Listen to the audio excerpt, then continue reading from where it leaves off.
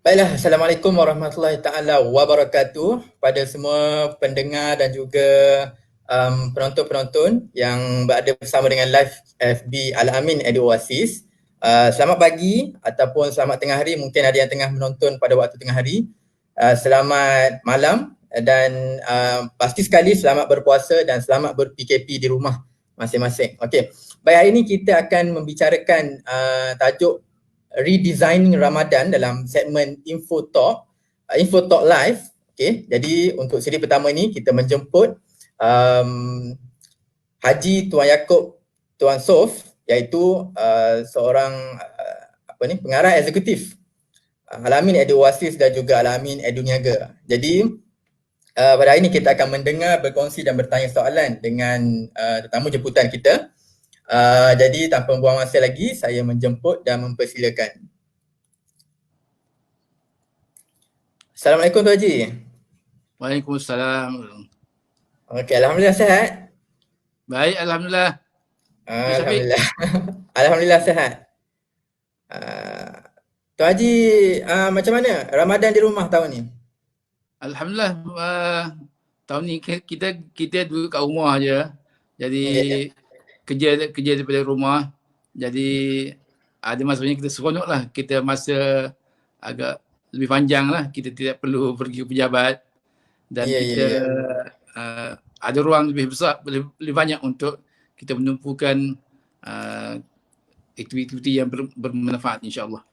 InsyaAllah Tuan Haji. Baik Tuan Haji, hari ini kita nak berbicara sedikit berkenaan dengan redesigning Ramadan. Okey Tuan Haji, mungkin sebelum kita mulakan dengan persoalan kita, mungkin kita nak minta lah sahabat-sahabat pendengar kita, kalau dapat yang sedang live bersama kita sekarang ni, kalau dapat dengar dengan jelas ataupun mungkin boleh bagi respon sedikit di ruangan komen supaya kita boleh tahu di mana anda berada. Mungkin boleh beritahu.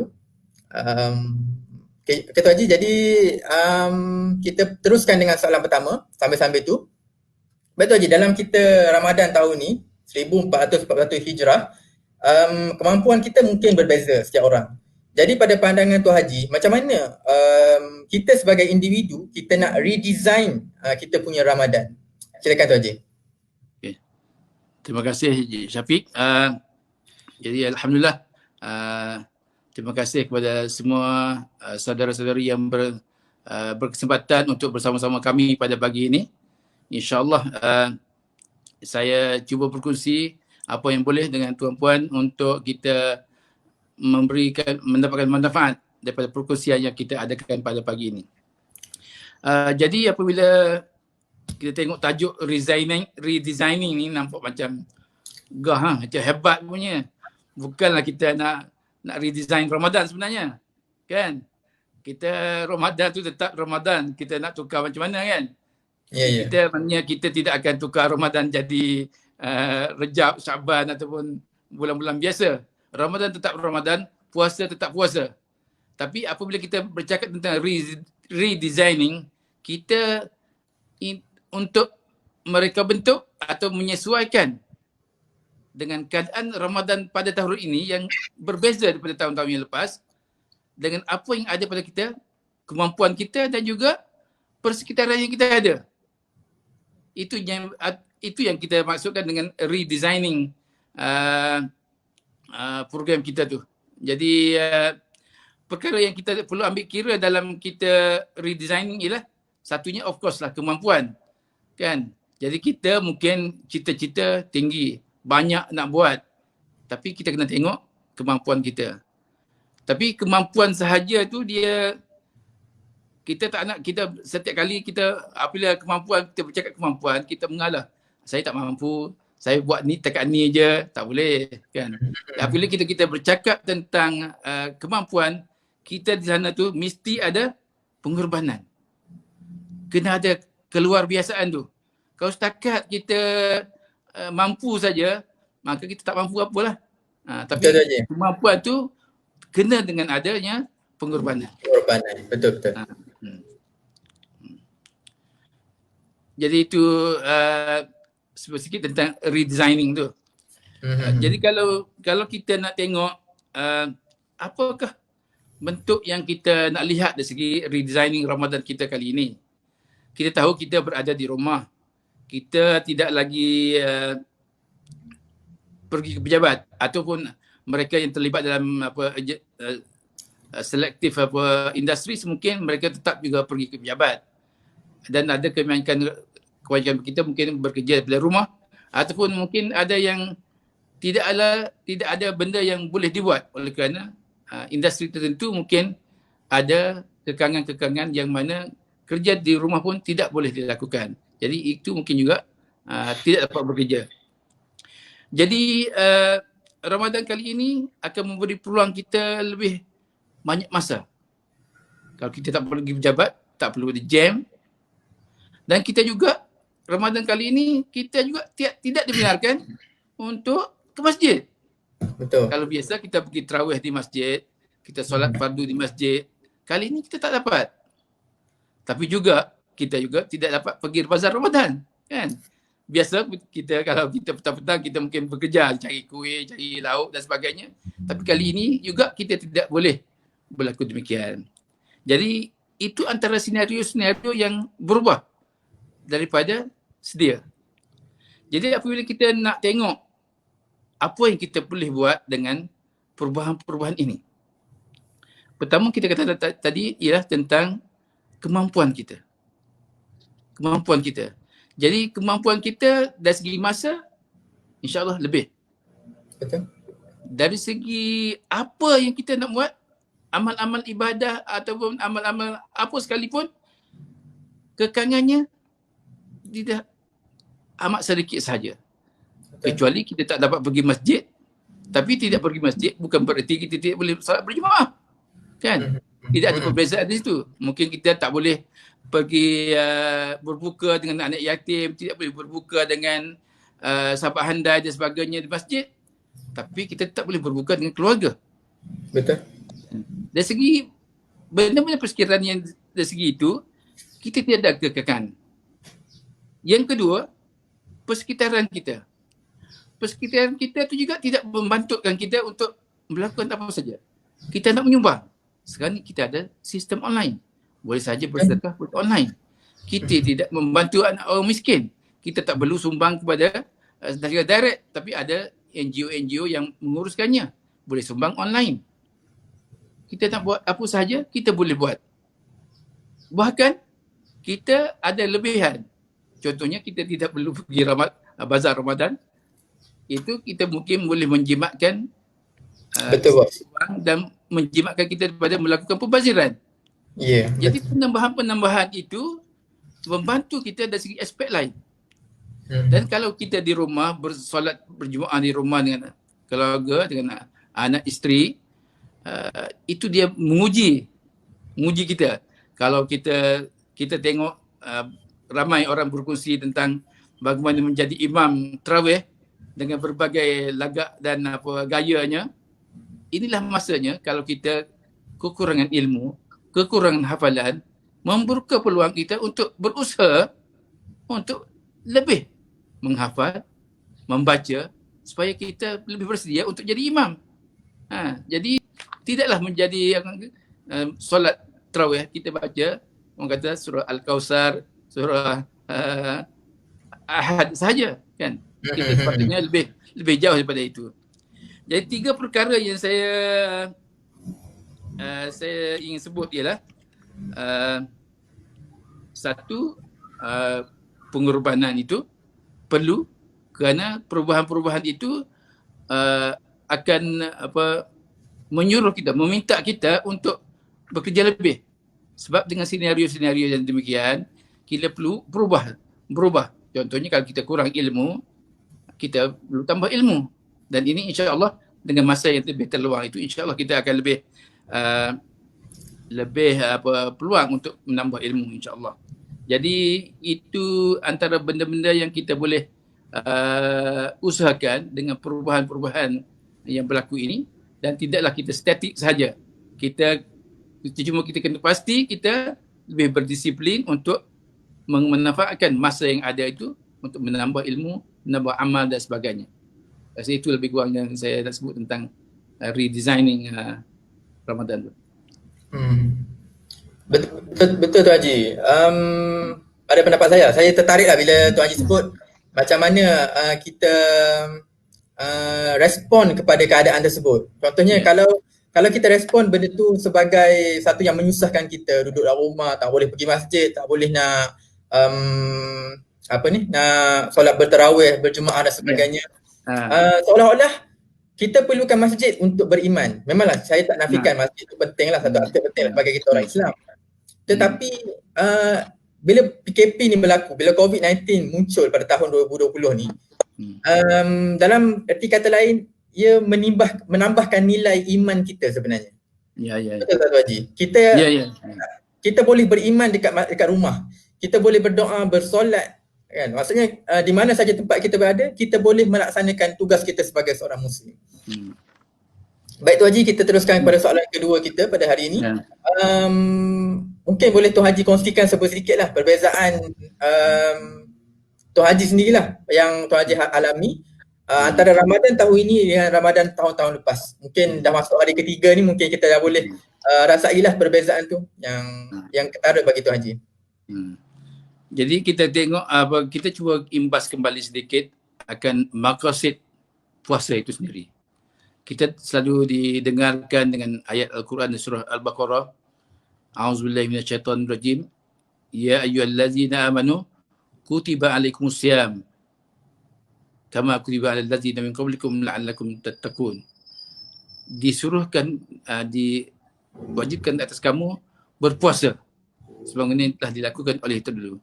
Maqasid, apakah maksud tujuan Allah SWT mengarahkan kita untuk berpuasa?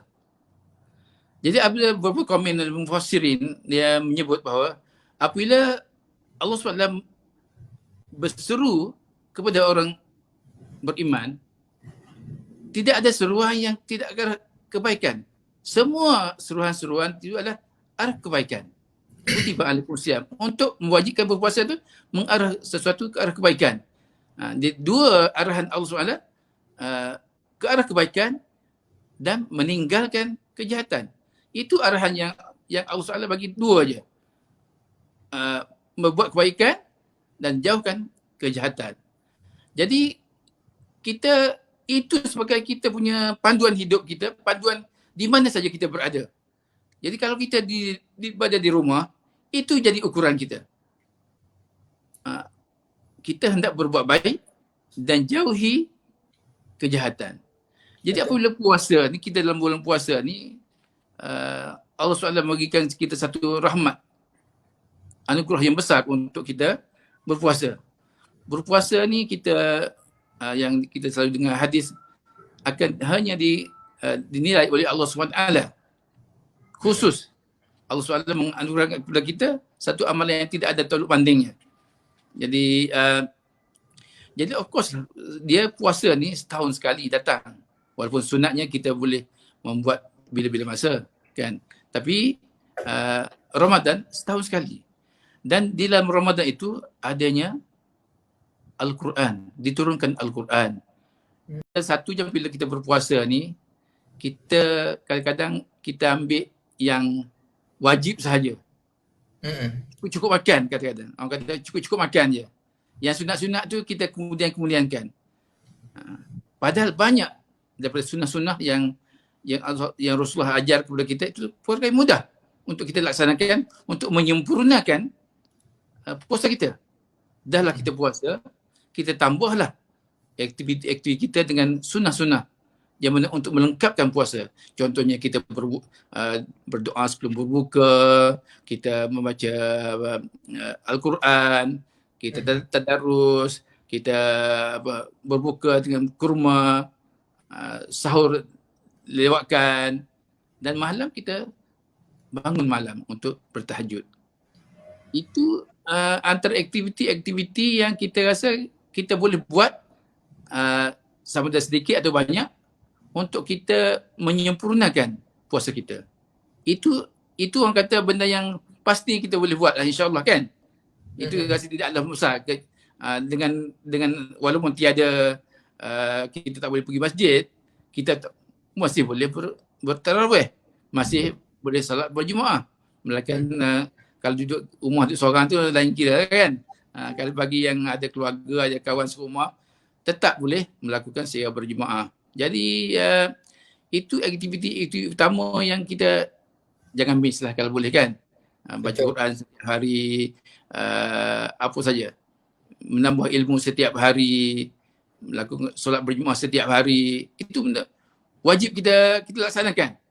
Jadi selain itu tambahan-tambahan tu untuk kita laksanakan, contohnya kita nak bersedekah, kita guna online kalau kita berkemampuan. Kita nak membantu orang, banyak idea. Membantu dari segi idea, membantu dari segi buah fikiran, membantu kewangan dan sebagainya. Dan kalau kita juga nak menambah ilmu, peluang hari ini berbeza daripada dulu. Kalau dulu kita tak ada buku, tak ada tak boleh pergi library, mungkin kita rasa macam mana kita nak tambah buku, atau mungkin kita ada ustaz kan. Tapi hari ini kita ada YouTube yang kita boleh dengar ceramah-ceramah daripada berbagai-bagai macam tajuk dan juga daripada ramai alim ulama yang sedia ada, yang untuk kita boleh kita dapat pelajari, insya-Allah. Jadi peluang-peluang yang semacam ini kita tak boleh abaikan. Oleh kerana masa kita agak berlebihan, oleh kerana kekurangan aktiviti di luar, jadi kita tambahkan konten kita dalam hidup kita ni dengan benda-benda yang bermanfaat macam ni. Jadi kita kurangkan aktiviti yang kurang manfaat ataupun yang lara, yang tidak baik dalam hidup kita. Janganlah kita sehari-harian, kalau kita bersama anak-anak kecil kita bermain pun, janganlah satu hari kita bermain kan. Kita ada masa-masa untuk bermain dengan anak-anak, tapi jangan satu hari bapa lebih kalah daripada anak main game contohnya kan. Jadi kita tak boleh juga kan. Jadi kita ataupun kita lepas subuh kita terus tidur, pukul 12 tengah hari baru bangun, rugilah kita kan. Jadi benda-benda yang macam ni kita elakkan daripada kita melakukan benda-benda yang kurang manfaat ni.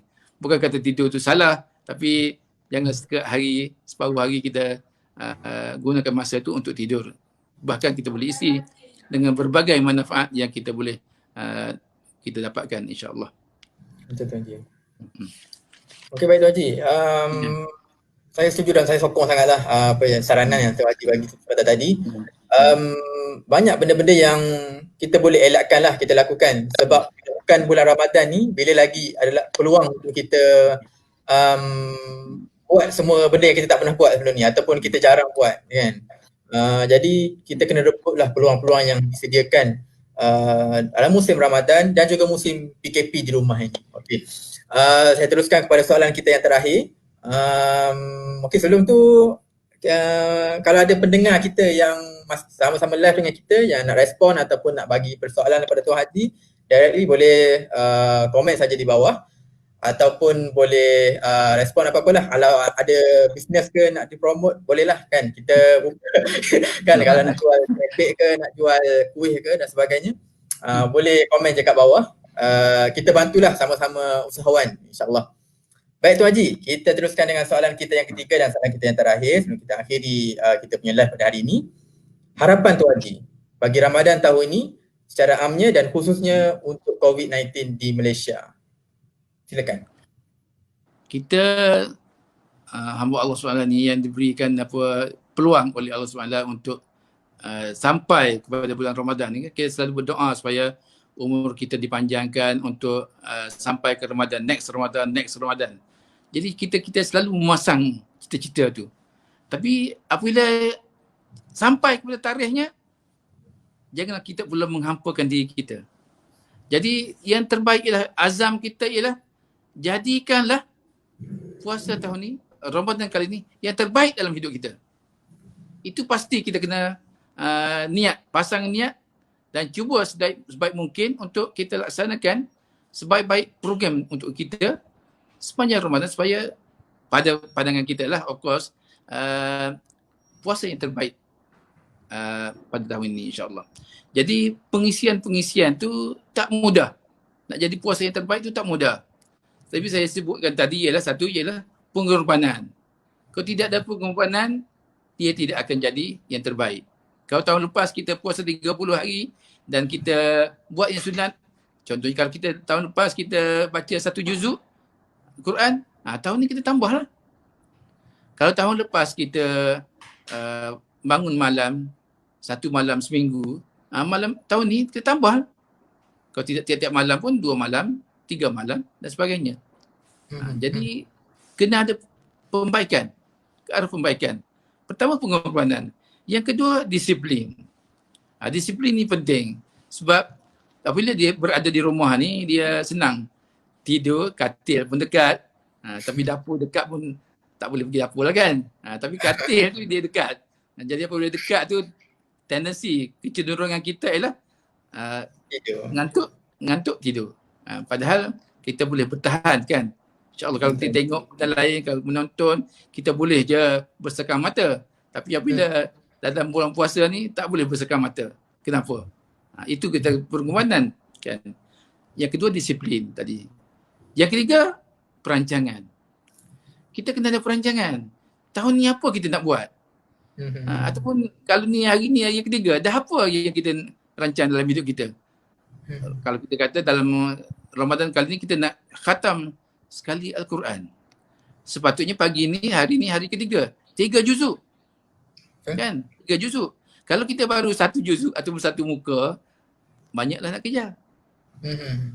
Itu memerlukan pada tadi perancangan dan disiplin. Kalau tak ada perancangan, apa nak capai tahun ni dan tak ada disiplin, tak akan terjadi. Nanti hujung bulan apa yang kita dapat? Baca 5 juzuk saja. Padahal kan dalam fikiran kita nak target satu Quran kita tamat ataupun lebih. Kalau kita dulu kita kata nak bangun tahajud seminggu sekali, tiba-tiba hujung bulan tak sempat lah kan. Sedangkan kita bangun sahur tiap-tiap pagi kan, tak miss. Tapi nak sembahyang 2 rakaat pun tak boleh. Itu tak bagus lah kan. Jadi itu kena ada perancangan. Nak baca buku. Tahun ni apa pencapaian yang kita boleh dapat dalam sebulan Ramadan. Kalau dulu kita mungkin kekangan tertentu, sekarang ni kita ada boleh set. Contohnya habis 1 buku dan sebagainya. Jadi perancangan, pengorbanan, disiplin, insya-Allah kita dapat menghasilkan sesuatu untuk diri kita dan juga masyarakat kita, insya-Allah. InsyaAllah. Baik Tuan Haji, saya kira sangat bermanfaat lah. Kira yang soalan terakhir tu jadi rangkuman ataupun kesimpulan untuk perbincangan ataupun sesi info talk kita hari ini sangat berinformatif. Saya nak ucapkan terima kasih kepada Tuan Haji atas masa yang diluangkan, diberikan, dan kepada semua pendengar kita, tak kisahlah pada waktu pagi, siang, malam, waktu bersahur sekalipun, mungkin tiba-tiba buka Facebook dan tertonton live ni. Saya doakan semoga live ini dapat memberi manfaat kepada semua, insya-Allah. Jadi jika tak ada apa-apa lagi, sekali lagi saya ucapkan terima kasih kepada Tuan Haji. Sama. Okey, kita akhiri dengan wabillahi taufiq wal hidayah. Assalamualaikum warahmatullahi taala wabarakatuh. Waalaikumsalam.